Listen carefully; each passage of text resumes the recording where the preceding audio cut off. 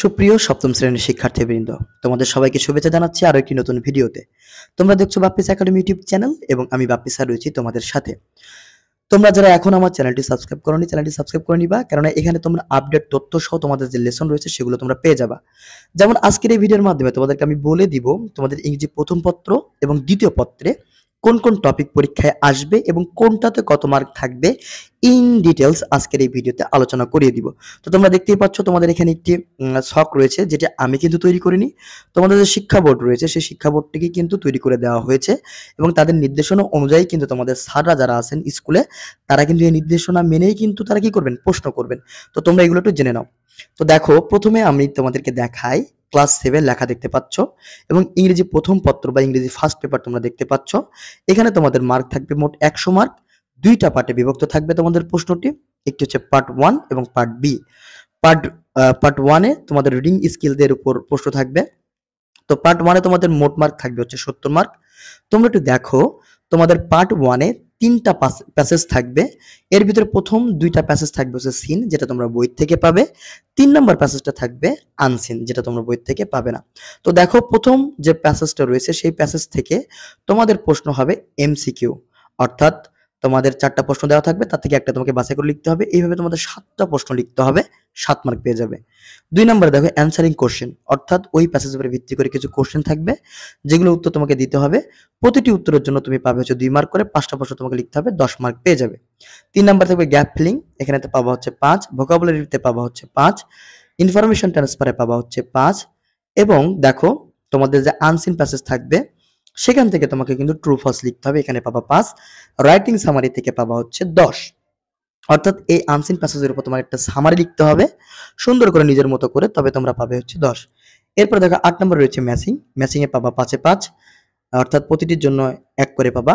Rearranging পাবা, rearranging sentence, অর্থাৎ তোমাকে সেন্টেন্স এলোমেলো করে দেওয়া থাকবে, ওইখান থেকে তোমাকে যে সেন্টেন্সটা সেটা পূর্ণাঙ্গভাবে লিখতে হবে। এক্ষেত্রে তোমাদের প্রতিটি মার্ক পাবা, প্রতিটির জন্য 1 করে পাবা, 8টার জন্য 8 মার্ক।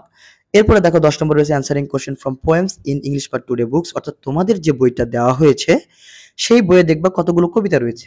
এই কবিতা থেকে 8টা প্রশ্ন থাকবে, যেখানে তোমাকে 5টা প্রশ্নের উত্তর লিখতে হবে। প্রতিটির জন্য থাকবে হচ্ছে 5 মার্ক করে, প্রতিটির জন্য থাকবে হচ্ছে 2 মার্ক করে। 5টি প্রশ্নের জন্য তোমরা পেয়ে যাবা হচ্ছে 10 মার্ক।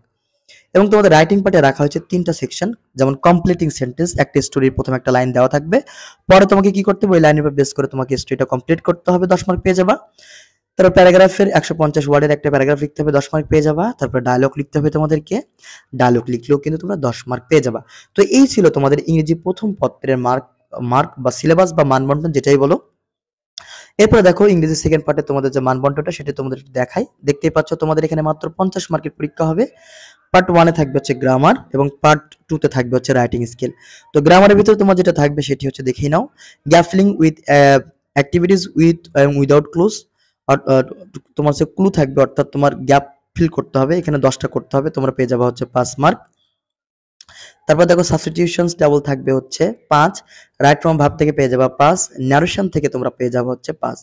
তোমরা অনেকেই প্যাসেজ ন্যারেশন যদি তোমাদের কেউ করায় প্যাসেজ ন্যারেশন, তবে তোমরা এটা করবা না। তোমরা হচ্ছে ইন্ডিভিজুয়াল যে ন্যারেশনের যে আছে সেন্টেন্সগুলো আছে সেগুলো ন্যারেশন করার চেষ্টা করবা।